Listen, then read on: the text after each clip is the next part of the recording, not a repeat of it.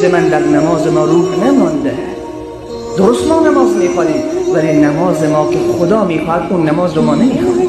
امروز مسلمان نماز میخواند غیبت هم میکند، مسلمان نماز میخواند دروغ هم میگوید، مسلمان نماز میخواند رشوت هم میخورد، مسلمان نماز میخواند سود هم میخورد، مسلمان نماز میخواند زنا میکند، مسلمان نماز میخواند شراب هم میخورد، مسلمان نماز میخواند چشمش به این طرف و آن طرف میچرخد، مسلمان نماز میخواند پدر و مادر آزار میدهد، مسلمان نماز میخواند به سر زن خود ظلم میکند، مسلمان نماز میخواند خیانت میکند.